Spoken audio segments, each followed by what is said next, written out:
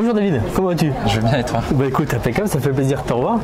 Donc saison 2024, on recommence les mêmes, sauf qu'on change de coéquipier. Exactement. Donc cette année, tu es avec?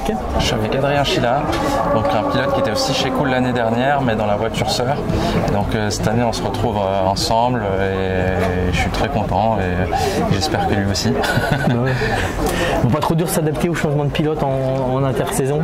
Non, il y avait la position dans le baquet qui était un peu plus compliquée. On n'a pas la même taille.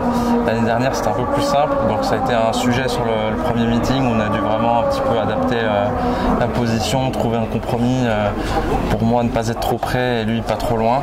C'est jamais évident, mais pour finir, on a trouvé ce qu'il nous fallait et je dirais que là, sur cette course, on est bien installé. Donc c'était le seul sujet à traiter avant le début de saison. Sinon, le reste, aucun souci. Alors, ce début de saison, David, Barcelone un petit peu chaotique, tu me l'as dit? Oui, ce départ là, un peu compliqué. On se ressort du premier virage seulement 18e.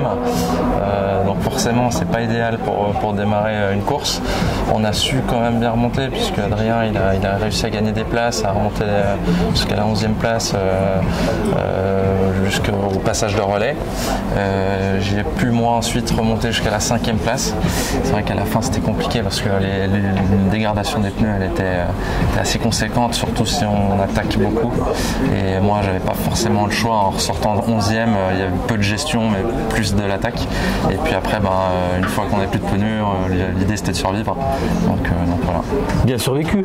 Oui, finalement on a pu garder cette 5e place. C'est P5, on a pu remonter plus haut, mais par contre c'était bien. Bon, ce week-end ça commence bien. Ouais, pour l'instant, on va dire, c'est P3. Bonne qualif d'Adrien, donc ça nous permet déjà de démarrer un peu plus haut qu'à Barcelone.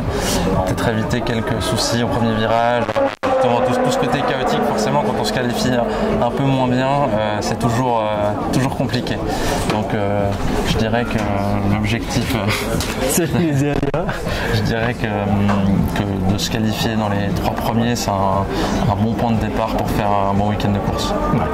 Cette année, quelles sont vos ambitions à vous deux? L'objectif, c'est évidemment toujours de gagner. On a fait l'équipage pour. Je pense qu'on est dans l'une des meilleures équipes du plateau chez Cool. On a pas mal de chances d'être là. Donc l'objectif, c'est de gagner. Maintenant, le championnat, je dirais qu'il est encore un peu plus relevé que l'année dernière.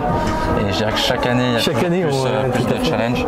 Donc il faudra rester bien concentré, marquer des points à chaque course, je pense.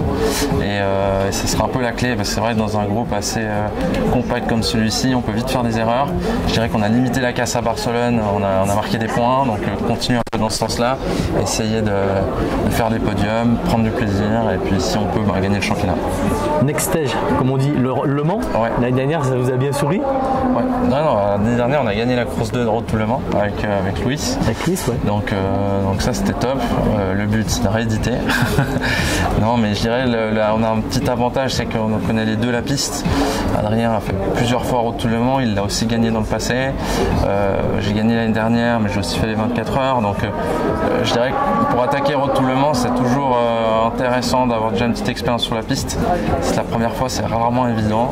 Il y a beaucoup à apprendre avec peu de tours à la clé, puisque c'est un week-end très chargé. Donc les temps d'essai de la Le Mans Cup sont assez moindres.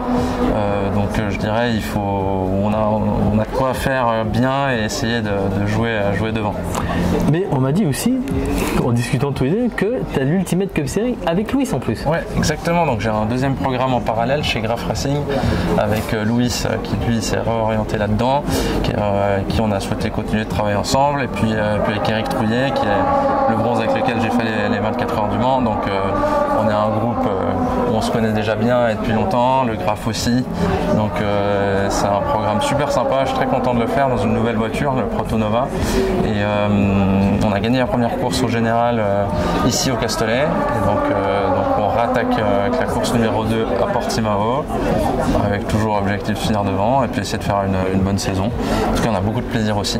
Et ce Protonova, comparé à la P3, comme tu es un compétiteur, tu as pu te faire le comparatif, c'est lequel que tu trouves le plus maniable? Alors si on parle de maniabilité, c'est le Nova parce que c'est beaucoup plus léger mais à la fois moins puissant. Et en en réalité, je dirais que les performances sont assez similaires. Et c'est vrai que c'est intéressant parce qu'on a une voiture qui est bien moins puissante, mais qui, grâce au poids, permet d'être vraiment performant. On a vu que sur une course de 4 heures, avec un bon équipage dans la Nova, on a pu gagner au général devant quelques P3. Donc c'est vrai que c'est assez hallucinant. La voiture est très performante. Mais voilà, après, il y a la LMP3 a beaucoup plus de recul, donc un petit peu, je dirais, des sensations un peu plus précises. Forcément, c'est une voiture qui coûte un peu plus cher, qui est un peu mieux finie, mais beaucoup de plaisir dans les deux voitures, et je dirais que c'est quand même deux types de conduite complètement différents. D'accord, très bien. Bon bah David, merci beaucoup. Comme on dit, hein, merde pour la course. Et puis à bientôt. Merci. Salut.